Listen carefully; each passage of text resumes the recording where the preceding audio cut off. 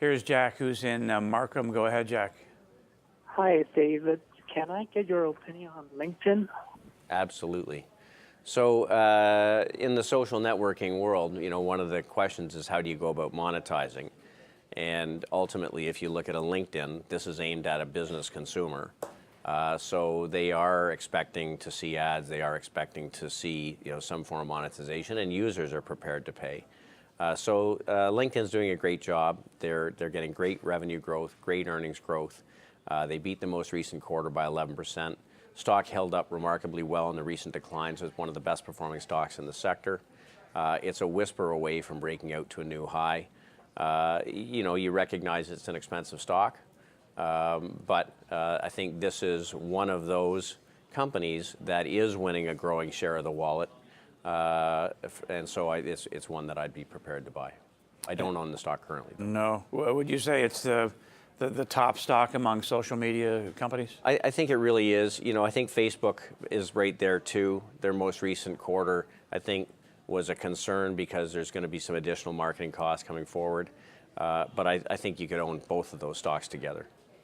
Let's move into mining. Here's Joe, who's in Hamilton. Go ahead, Joe. Yes, I'm just wondering about First Quantum Minerals. I see it's like a teeter-totter up and down, and I don't know if it's short sellers or should we buy this in the new year? I'd like to get your opinion on it. Sure. Thank you kindly, and Merry Christmas, guys. Merry Christmas, Thanks, Joe.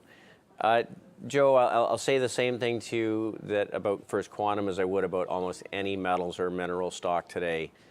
I think it's very possible you get a rally between here and year end and maybe the beginning of the year. But I would say the trend is lower and relative underperformance. I think you should expect to see commodities in general underperform going forward.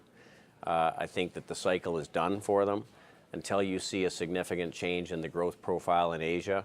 You've had $1 trillion of investment in new projects in the last decade. So all this stuff has come on at a time when the last marginal dollar of demand, the extra demand coming from China, is slowing.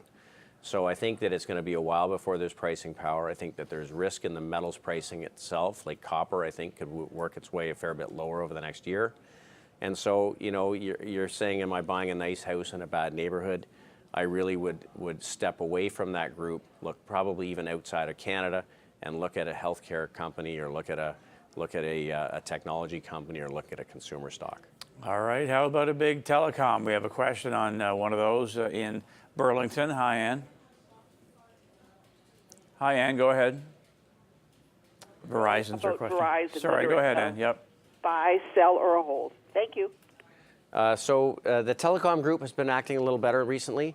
I think certainly there has been some concern that slowdown in commodity prices meant slowdown in the economies globally, and that meant interest rates were going to stay weak for a while. I think that we would all agree that interest rates are likely to stay lower longer than people think. At least that's our view. So utilities and telcos have done a little better over the last few months. Verizon has not been one of the winners. I would get you to take a look at a TELUS here in Canada.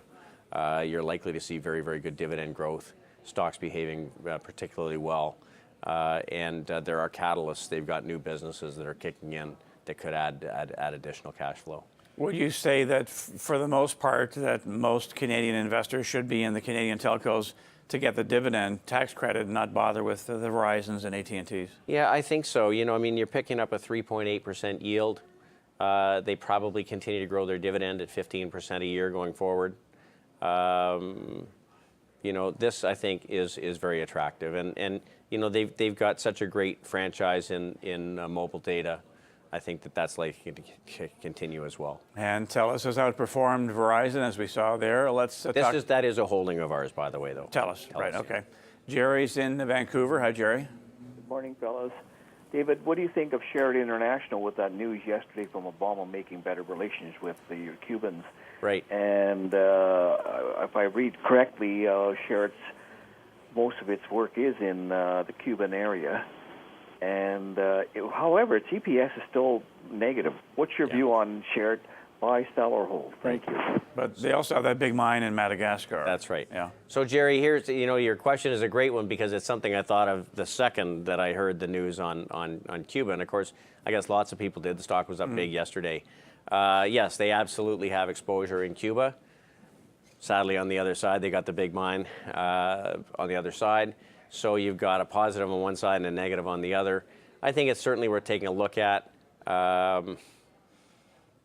I haven't done enough work to say that we would make build a position just purely changed on the political situation, but I think a lot of people are going to do some work on it, and it's likely to perform a little better going forward. Share it up over 20% yesterday, up another 4% today. Let's come back with the past picks of David Burrows.